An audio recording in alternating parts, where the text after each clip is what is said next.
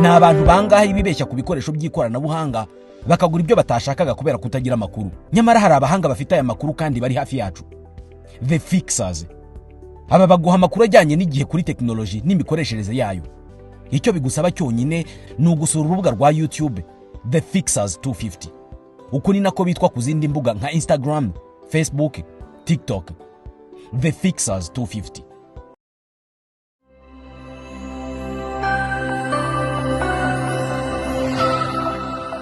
Niba ukoresha telefone iPhone cyangwa ukabukurikirana amakuru y'ikoranabuhanga cyane cyane ajyanye n'ibikoresho by'ikoranabuhanga, birashoboka ko ayo makuru yaguciye mu gutwi ko Apple yasohoye iOS 18. iOS ni operating ubusanzwe system Apple ikoresha mu matelefone yayo.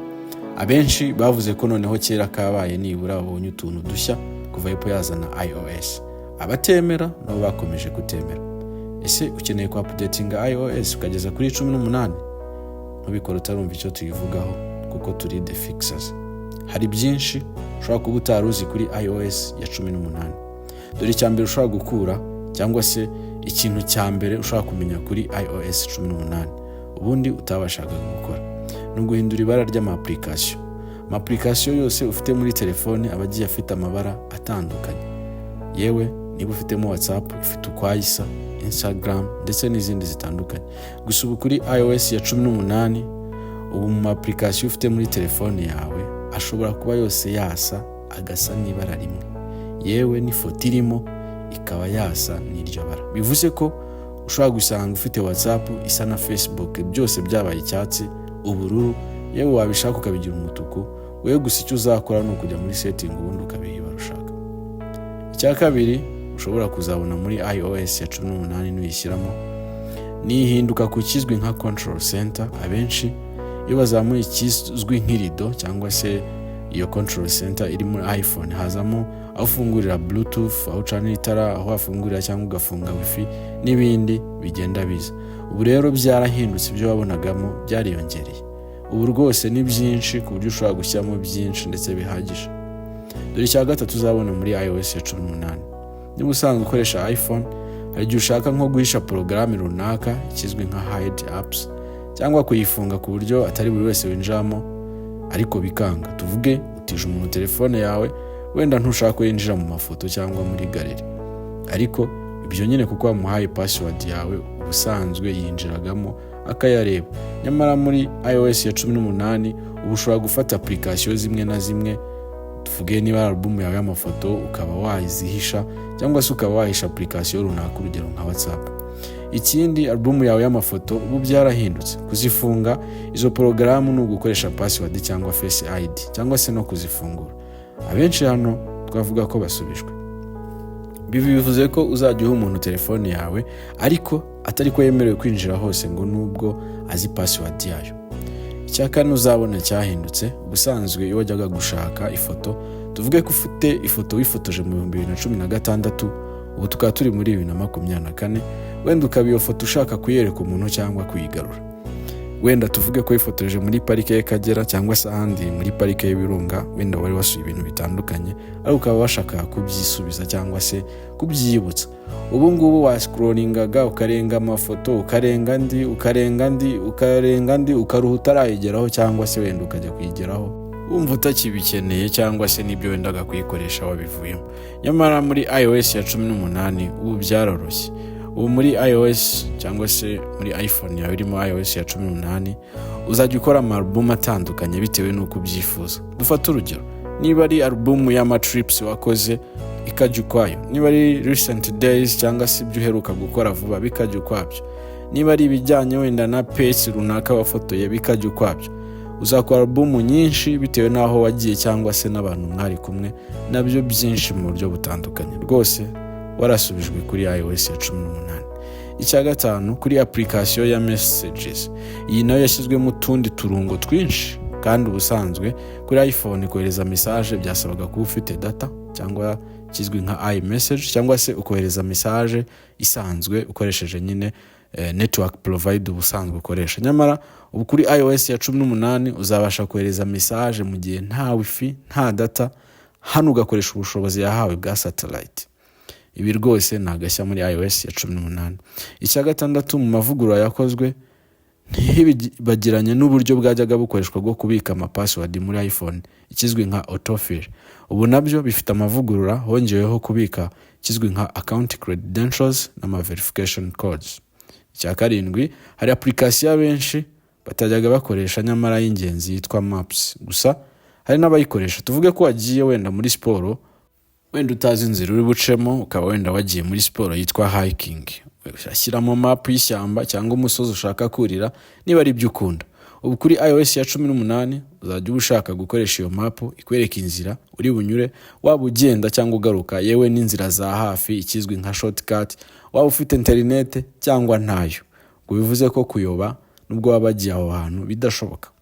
Icya 8, ese ujya ukoresha application yitwa Wallet? Ubundi iyi ngiyi abayikoresha cyangwa se abayifite muri iPhone bajya bayikoresha, ushobora kwakira cyangwa kohereza amafaranga muri service za Apple. Yewe no hagati y'abakoresha ama iPhone twavuga ko ari nk'ifaranga ry'abakoresha ibikoresho bya Apple bakoresha.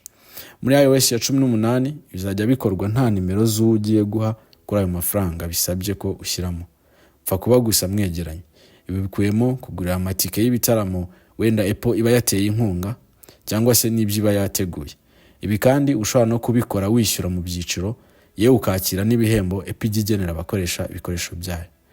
Dore icya 9 ushobora kuzabona muri iOS ya 18. Ese ujya ukoresha application izwi nka Notes wandika utuntu twawe? Ubu muri iOS ya 18 ushobora gufata audio, ijwi, note ikarihinduramo inyandiko, cyangwa se iyo application yitwa Notes. Si ibyo gusa, ushobora nko kuyikoresha wiga ibintu bitandukanye cyangwa wenda ukaba wakora nk'imibare mu buryo bworoshye. Pfa kuba wafashe ijwi ubundi Notes ikaguha ibisubizo. Ibyahindutse ni byinshi, izo ni ingero twaguhaga, ibindi nawe uzabyirebere. Niba wumva iki kiganiro cyari icyo kigufashije, bitubwire muri comment. Twe turi The Fixers. Umva, gufitiye amakuru meza cyane kandi ashimishije. Ngwino muri iFix Technology Limited maze tuguhe product zose za Apple waba ukeneye, harimo machine, telefone, amasaha n'ibindi byose. Uretse kubiguhera ku giciro cyiza, muri iFix tuzakugira inama nziza zo kubyitaho, kandi nibinahura n'ikibazo tuzagufasha byoroshye kubisana. N'ibindi bikoresho byose electronic ukeneye biri hanze y'igihugu tugufasha kubitumiza maze bikakugeraho mu buryo bworoshye. Ibijyanye na CCTV cameras ku mutekano wawe, aho ukorera cyangwa se aho utuye, ibi nabyo tuzabigukorera mu buryo bworoshye. Tugurisha imodoka ndetse tunagufasha kuba zakugeraho uri hose byihuse. Dusure kuri y3.ifix.ra cyangwa se duhamagare kuri izo telefone.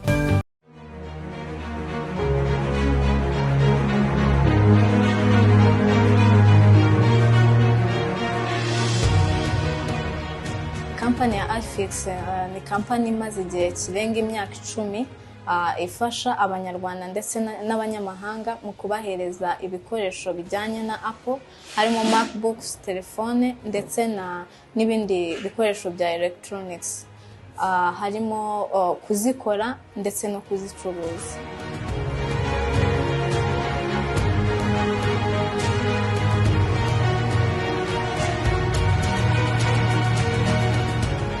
Umwihariko iFix ifite ugereranyije n'izindi kampani zikora nk'ibyo iFix ikora, harimo kuba itanga ibikoresho bifite quality.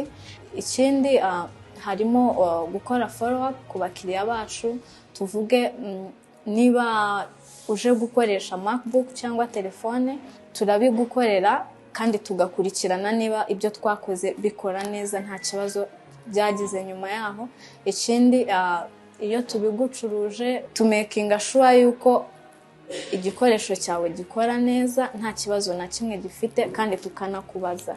Ikindi harimo kuba dutanga promotions ku bakiriya bacu buri kwezi. Abadukurikirana ku mbuga nkoranyambaga zacu harimo YouTube, Facebook, Instagram. Amazina dukoresha ni The Fixers. Information zose zinyuraho, mwajya mudukurikirana. Ama promotions byose tubinyuza ku mbuga nkoranyambaga zacu. Ikindi harimo kuba ibikoresho uzanye niba uje gukoresha biba biri safe, kubera ko hari ama forms tuguhereza ukuzuza iyo uzanye ikintu. Ni nka agreements tugirana kugira ngo nuza tuzamenye niba ari wowe kuko twahanye icyo gikoresho, nawe ubwawe uba uri safe yuko igikoresho cyawe uzakibona kandi no mu gihe gikwiriye. Ikindi tutanga na garanti. Niba tugucuruje MacBook iyo ari nshyashya tuguhereza warranty ingana n'igihe cy'imyaka 2, iyo iri used tukaguhereza warranty ingana n'umwaka 1.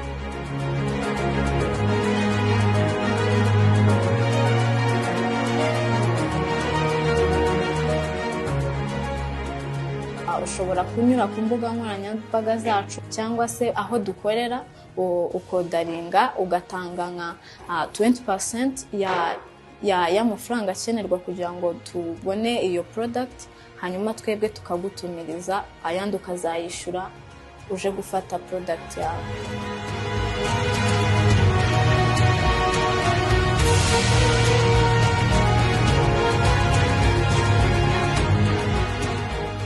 iFix dukorera mu mujyi ahegeranye na Simba ku nyubako ya TCB kuri ground floor ku muryango wa 024. Dukora guhera kuwa mbere kugeza kuwa gatandatu. Ku bijyanye n'amasaha dukora guhera saa 2 za mu gitondo kugeza saa 1 z'umugoroba.